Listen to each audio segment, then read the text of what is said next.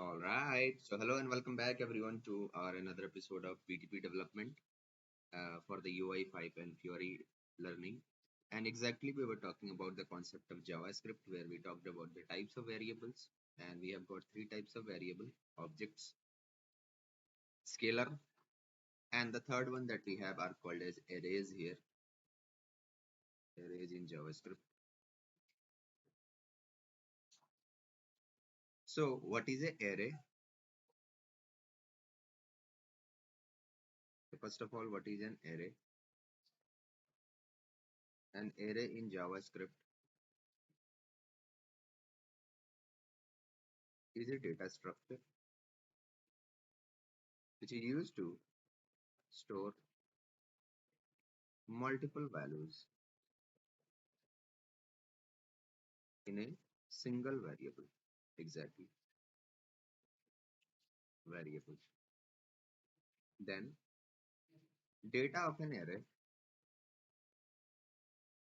is accessed via its index, and the index of array starts with 0. So these things you must keep in your mind that exactly the component of an array we access via the index, and the index of array, the position will exactly start from 0. So suppose if I'm having here a array, let's say var array of fruits, and they are kept under brackets. So arrays are stored in brackets exactly in the JS. So here I'm having, let's say, fruits like apple, mango, banana, exactly. So this is something I'm storing here exactly.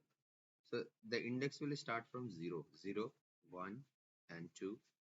So if we are accessing with the help of indexes like the first component, it will be mango.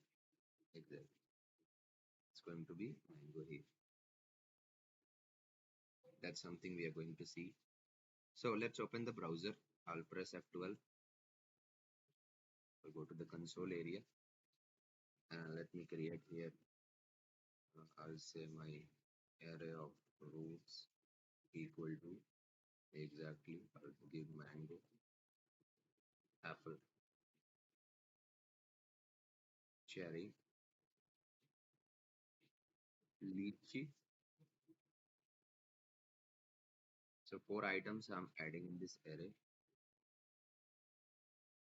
Now we can access here. So array of roots and its indexes we can access. So first index, zeroth index is mango.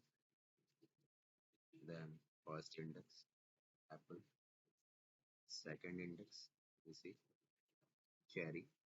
And the third index, it is lychee. So let me just a little bit make the changes also equal to lychee. Now what will happen? Exactly. So if I print the array, it got modified with lychee, right? Further, if you want to print the last element, you can check the length here also, roots dot length. The total are there. So if I would like to print the last element, we can do like this way: array of roots dot length -1.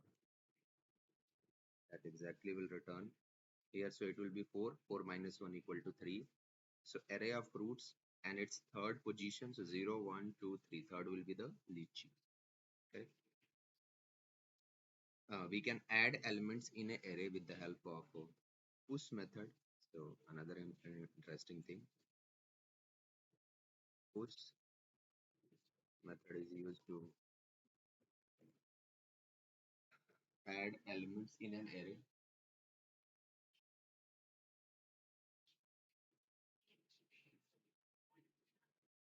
Elements in an array,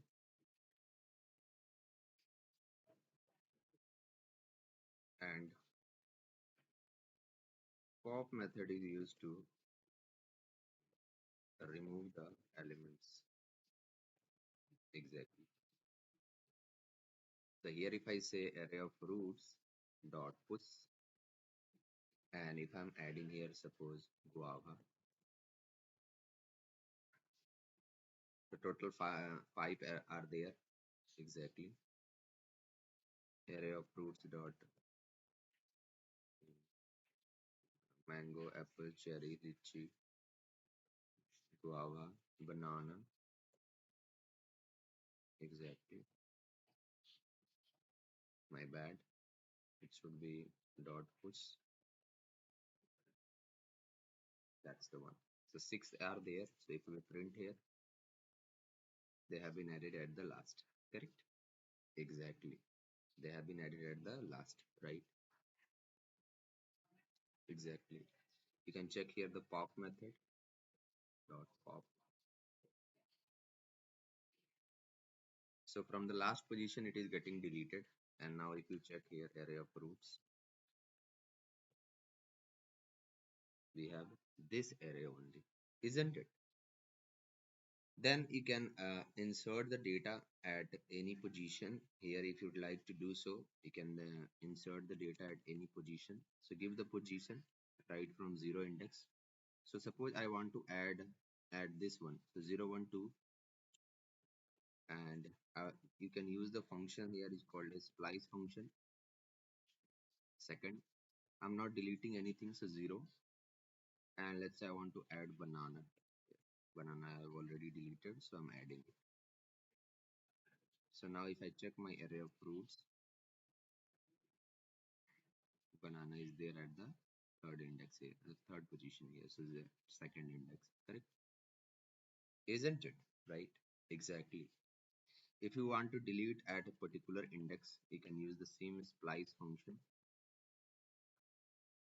and the same banana I want to delete. So starting from this second index, I want to delete one record. So banana has been removed, and if I check my array,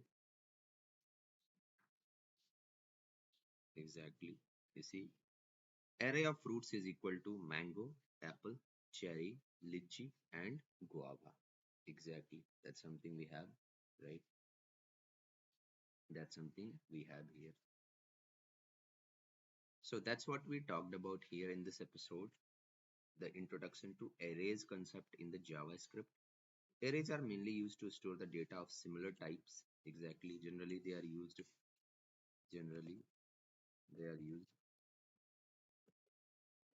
to store values of same types. That is more preferred exactly here. And that's something we usually store here. Okay. So thank you very much for watching our video. Please do subscribe our channel, and I will see you in the next episode with more learning.